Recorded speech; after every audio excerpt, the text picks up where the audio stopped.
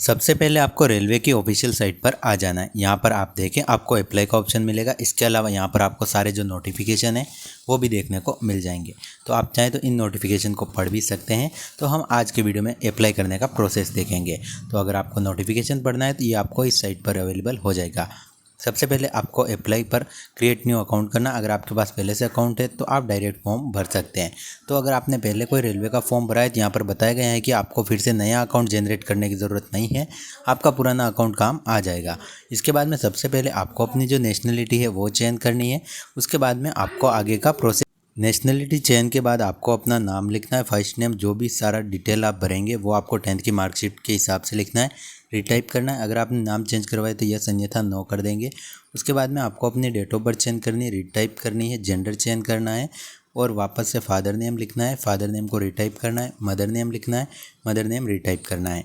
इसके बाद में यहाँ पर आपको अपने जो आधार नंबर है वो दर्ज करके वेरीफाई करवा लेने हैं और उसके बाद में आगे की जानकारी भरनी है। तो यहाँ पर आपको अपने जो भी आधार नंबर है वो दर्ज करेंगे, वेरीफाई यूजिंग आधार करेंगे तो आपकी जितनी भी डिटेल आप पहले भरेंगे तो वो सारी यहाँ पर आ जाएगी और उसके बाद में आपका फॉर्म आगे बढ़ जाएगा। उसके बाद में आपको ईमेल आईडी पर एक OTP भेजकर वेरीफाई करना है, मोबाइल नंबर पर OTP भेजकर वेरीफाई करना है, अपना एक अच्छा सा पासवर्ड बना लेना है, कैप्चा कोड भर के preview and create an account पर क्लिक करना है। तो ये आप देखें आधार से जितनी भी डिटेल्स है वो आपकी इस टाइप में आ जाएगी। तो एज़ पर आधार और 10th की मार्कशीट के हिसाब से अगर सेम है तो यहाँ पर आपको दोनों जो चेकबॉक्स है वो आपको राइट करने हैं। उसके बाद में वेरीफाई करेंगे, आपका जो आधार कार्ड है वो वेरीफाई हो जाएगा। उसके बाद में जितने भी आपके OTP मिले वो सारे वेरीफाई कर लेंगे। उसके बाद में प्रीव्यू करके क्रिएट एन अकाउंट पर क्लिक करेंगे, आपका जो अकाउंट है वो क्रिएट हो जाएगा। तो जैसे ही आपका अकाउंट क्रिएट होता है उसके बाद में आप डायरेक्ट लॉगिन के ऑप्शन पर जा सकते हैं। अगर आपने रेलवे का पहले कोई फॉर्म भरा है तो आप डायरेक्टली लॉगिन कर सकते हैं।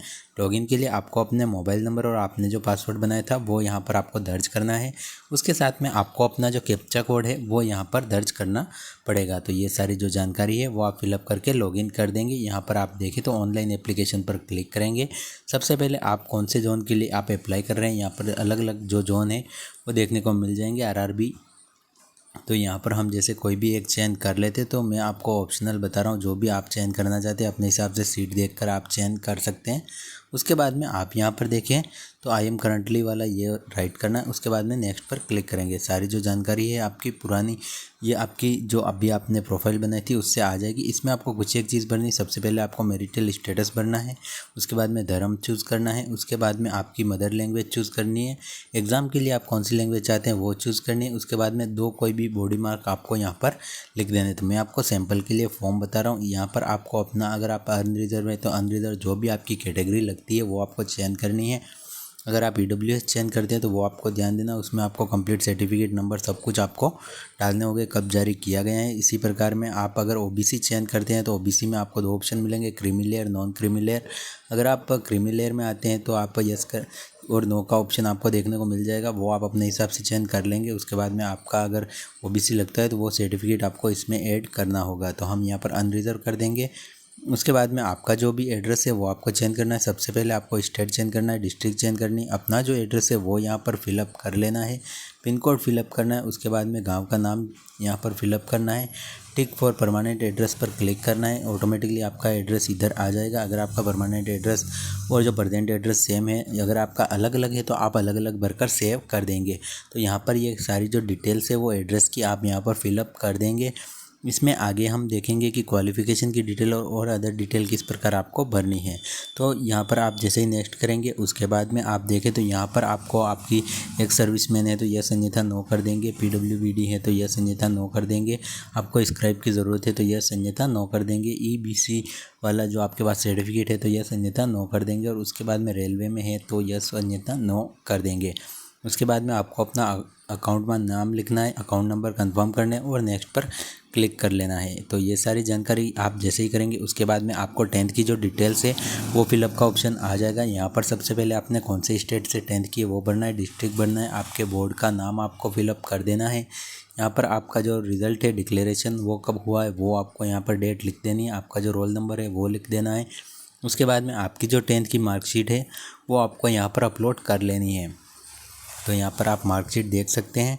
जो भी आपकी मार्कशीट हो वो आप अपलोड कर सकते हैं। मार्कशीट अपलोड के बाद आप देखें तो इसे आप ऐड कर देंगे। उसके बाद में आपको 12th की डिटेल लिखनी है। आपको एक चीज़ ध्यान रखनी है, यहाँ पर आप 12th जैसे सेलेक्ट करेंगे तो सबसे पहले स्टेट, डिस्ट्रिक्ट, बोर्ड और आपका एग्ज़ाम पास, और अगर आपको कंप्यूटर नॉलेज है तो यस अन्यथा नो कर देंगे। यहाँ पर परसेंटेज लिखेंगे। अगर आपके परसेंटेज 50% से 12th में कम है तो आप बैचलर डिग्री भी ऐड कर देंगे, अगर आपने बैचलर किया हुआ है, अन्यथा 50+ में ही आप ये आवेदन कर पाएंगे। अगर उससे कम परसेंटेज जैसे हमने अभी लगाए हैं सैंपल के लिए, अगर हम आवेदन के लिए जाएंगे तो हमें फाइनल में आप देखें तो वापस से बैक कर दिया जाएगा। तो इसमें आपके 50% से प्लस होने अनिवार्य है। यहाँ पर हम फ़ोटो और साइन सब कुछ अपलोड कर देंगे। फ़ोटो आपका वाइट बैकग्राउंड में होना अनिवार्य है और सही एकदम परफेक्ट फ़ोटो होना चाहिए, जिसमें कोई भी ब्लर या फिर मास्क नहीं होना चाहिए। तो वो सारे यहाँ पर जानकारी देकर आप भर देंगे। उसके बाद में नेक्स्ट पर क्लिक करेंगे। यहाँ पर आप देखेंगे तो जैसे आपने अभी जो फॉर्म भरा था उसमें 12th में आपके अगर 50% से कम है तो यहाँ पर नॉट एलिजिबल बता देगा। तो आपके जो भी परसेंटेज है वो आपको फिलअप करने हैं। 50% से अगर आपके कम है तो आपको एक और ऑप्शन देखने को मिलेगा, उसमें आप देखें तो आपको बैचलर की डिग्री ऐड करनी है। फिर आपके 50% का क्राइटेरिया नहीं रहेगा। तो अगर आपने 12th 50% से कम है तो बैचलर की डिग्री भी ऐड करनी है। उसके बाद में सारी सीटें चयन करनी, उसके बाद में ये सारे चेक बॉक्स राइट करने हैं, अपने प्लेस का नाम लिखना है, प्रीव्यू एप्लीकेशन करनी है और अपनी जो एप्लीकेशन है उसे एक बार ज़रूर चेक कर लेना है। सारी जानकारी अगर सही है तो उसके बाद में लास्ट में चेक बॉक्स दिख रहा है, इसको सबमिट कर देना है। उसके बाद में आप पेमेंट के ऑप्शन पर आ जाएंगे। पेमेंट के लिए आप यूपीआई, गूगल पे, जो भी आप ऑप्शन चाहते हैं, net banking, debit card, credit card, सारे ऑप्शन आपको देखने को मिल जाएंगे। जिस भी ऑप्शन से आप पेमेंट करना चाहते हैं कर सकते हैं। पेमेंट होने के बाद आपका फॉर्म का प्रीव्यू आपकी स्क्रीन पर आ जाएगा और आप अपने फॉर्म का प्रिंट आउट निकाल पाएंगे।